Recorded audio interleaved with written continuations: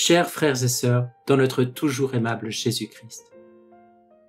En ces jours où nous disons adieu avec émotion et reconnaissance à notre bien-aimé et très grand pape émérite Benoît XVI, qui dans mon cœur est déjà canonisé et proclamé docteur de l'Église, une sœur dans la divine volonté m'a soufflé l'idée de réaliser une vidéo sur cette grande figure, peut-être le plus grand esprit de son temps, en faisant le lien avec Luisa Picarreta. En réfléchissant à cela et vu le temps court à ma disposition, j'ai trouvé intéressant de proposer une traduction du document signé par Alejandra Acuña, la fille de José Luis Acuña, celui qu'on peut appeler l'homme providentiel, par qui, avec l'aide de son évêque, les choses se sont mises en mouvement dans l'Église en ce qui concerne les écrits de Luisa Picarreta. Cet article d'Alejandra date du mois de mai 2005, donc juste après l'élévation au pontificat de Benoît XVI, et sous le titre « Sa sainteté, le pape Benoît XVI, est Luisa Picarreta ». Et cet article relate, entre autres, les différents entretiens avec celui qui était encore le cardinal Joseph Ratzinger, préfet de la Congrégation pour la doctrine de la foi. Je vous souhaite une bonne écoute et vous souhaite aussi une sainte et heureuse année 2023.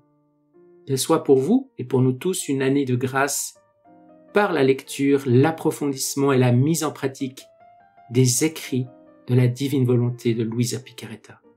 Que le règne du divin fiat vienne et que la divine volonté soit faite sur la terre comme au ciel. Amen, fiat. Je commence maintenant la lecture du texte d'Alejandra Acuña.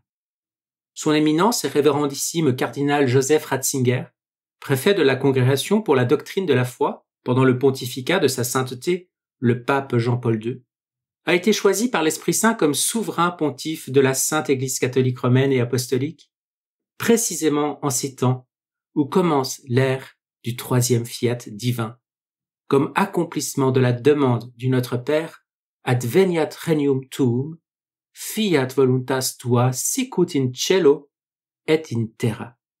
Et sa sainteté Benoît XVI le sait, car Dieu l'a préparé au fil du temps en lui faisant connaître et étudier les écrits de Luisa Picarreta, la petite fille de la divine volonté, choisie par Dieu pour la mission d'ouvrir les portes du royaume de la divine volonté sur la terre comme au ciel. En voici l'histoire. L'appendice. C'est en 1889 que mon père, José Luis Acuña, qui vivait à Atlacomulco, au Mexique, a remis à son évêque, son excellence, monseigneur Ricardo Guizar Diaz, le dernier livre de Don Octavio Michelini, qu'il avait traduit et publié sous le titre « La coupe déborde », avec un appendice écrit par lui-même. 4 ans auparavant, en 1985, lorsque mon père avait acheté une maison dans ce diocèse pour y vivre avec sa famille, il était allé saluer notre évêque afin de se présenter personnellement, car il avait déjà été en contact avec lui précédemment, à cause de 2 livres du père Michelini qu'il avait déjà traduits et publiés auparavant. Monseigneur Guizar avait demandé ces livres pour les prêtres du diocèse d'Aguascalientes, dont il était l'évêque auxiliaire avant d'être nommé premier évêque du diocèse d'Atlacomulco, alors récemment créé. Depuis lors, les 2 hommes avaient établi une relation spirituelle, cordiale et respectueuse. Mon père, accompagné de ma mère, Marcela Rincón de Acuña, lui rendait visite de temps en temps et en profitait pour lui parler des écrits de Luisa Picarreta et lui donner quelques-uns de ceux qu'il avait déjà traduits. En août 1986, son Excellence est venue consacrer notre chapelle privée, la dédiant à Notre-Dame de l'Assomption. Dès lors, il venait tous les 15 août célébrer la messe dans cette chapelle. Monseigneur Guizar pensait que le contenu de l'appendice était d'actualité et de grande importance. Et à la fin de l'année 1989, lorsqu'il fit sa visite ad limina apostolorum, visite que chaque évêque fait tous les 5 ans au Saint-Père à Rome pour l'informer sur le diocèse dont il a la charge, il prit également rendez-vous avec le préfet de la Congrégation pour la doctrine de la foi, le cardinal Joseph Ratzinger, pour lui parler et lui donner l'appendice écrit par mon père, un de ses diocésains.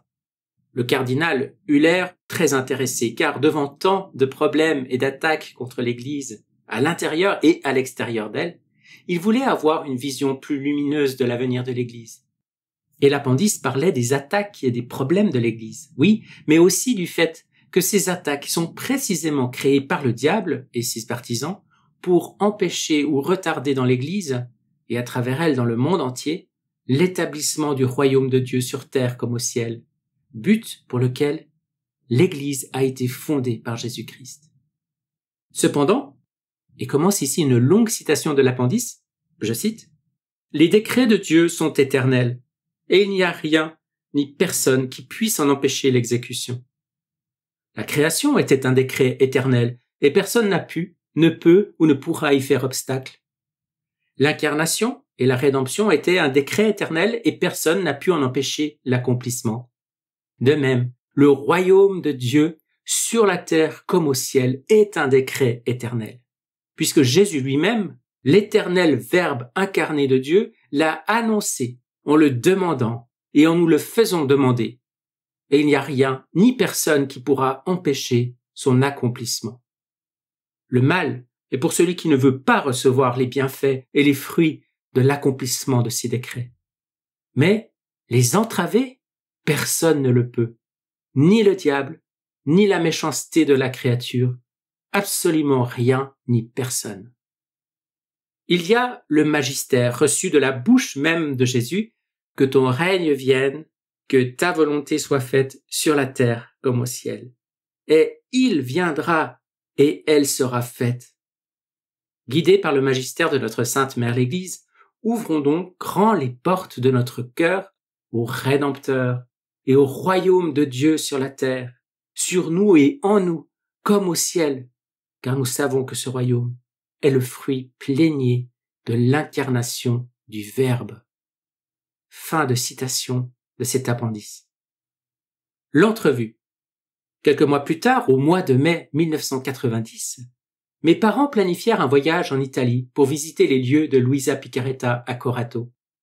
En raison de l'intérêt manifesté par le cardinal Ratzinger, mon père voulait lui rendre visite afin de lui parler du royaume de la divine volonté dans les écrits de Luisa. Il en parla avec monseigneur Guizard, qui lui remit une lettre de recommandation de sorte que le cardinal Ratzinger puisse les recevoir. Une fois en Italie, ils se rendirent d'abord à Corato, à la maison de Luisa, siège de l'association Luisa Picaretta, fondée par sœur Assunta Marigliano. Ils eurent un entretien avec l'archevêque de Trani, monseigneur Giuseppe Carata, qui avait reconnu et approuvé 3 ans auparavant la pieuse association, et ils lui confièrent qu'ils allaient rendre visite à son éminence le cardinal Ratzinger. Monseigneur Carata leur raconta alors quelques faits intéressants afin qu'il puisse les mentionner au cardinal préfet. Que bientôt on allait béatifier le vénérable père Annibale Maria di Francia, confesseur extraordinaire de Luisa, censeur ecclésiastique des écrits de Luisa et premier éditeur des Heures de la Passion, publiés sous sa responsabilité et sous son propre nom, suivi de plusieurs éditions en italien, puis traduites en allemand et placées à l'index des livres interdits, alors que maintenant il allait être béatifié.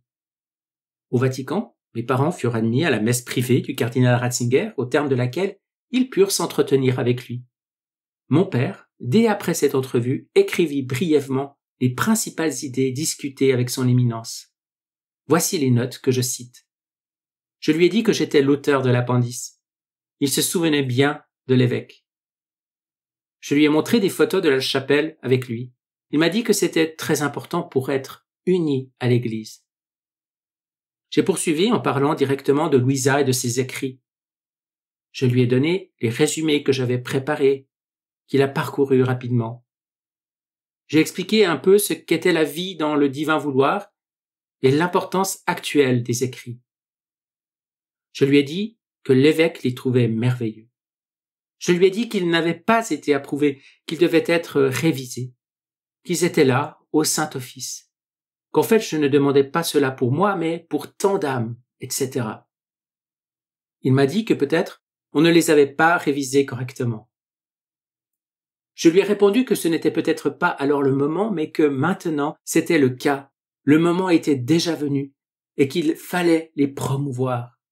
Il m'a dit qu'il allait les lire attentivement. Je lui ai également remis les copies que sœur Assunta m'avait données, et je lui ai raconté ce que monseigneur Carata m'a dit sur le père Annibal di Francia. Des copies des Heures de la Passion et de la Reine du Ciel publiées par lui avec son nom, et il sera béatifié en octobre.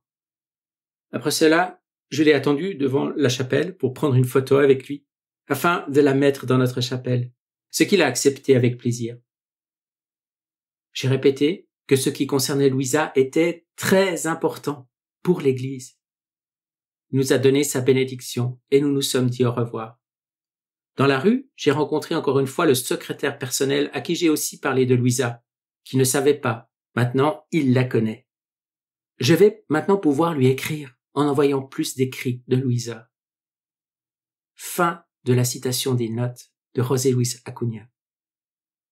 Lettres et autres chapitres de Louisa. En rentrant au Mexique, mon père parla à monseigneur Guizard de l'entretien avec le cardinal Ratzinger.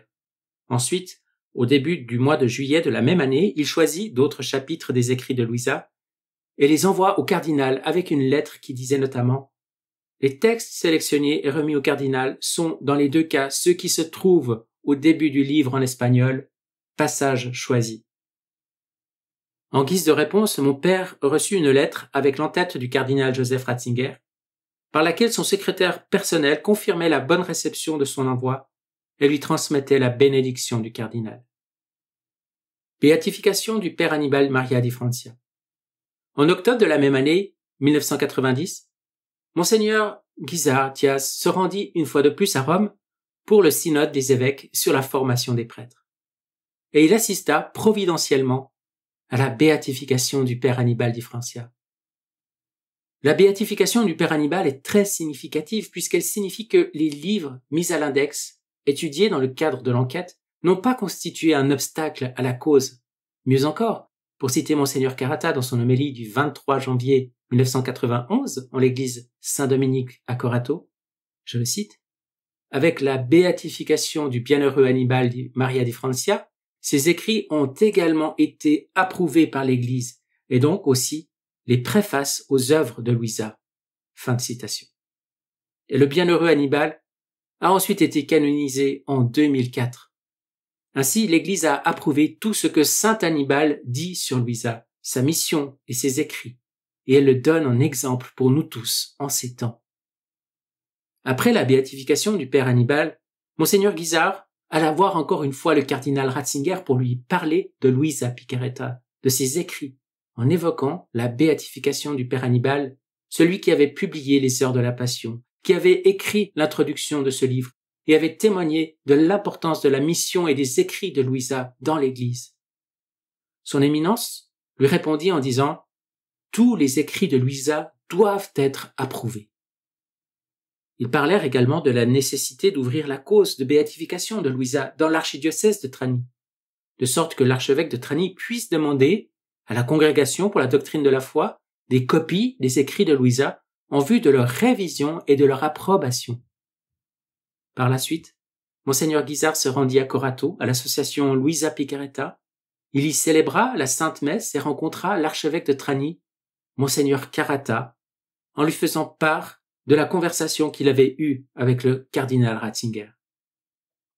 Ouverture de la cause de béatification de Louisa. En 1991, monseigneur Carmelo Cassati devint le successeur de monseigneur Carata dans l'archidiocèse de Trani. Monseigneur Guizard lui rapporta les paroles du cardinal Ratzinger concernant l'ouverture de la cause de béatification de Louisa. Par la suite, monseigneur Cassati y travailla avec beaucoup plus de détermination que son prédécesseur.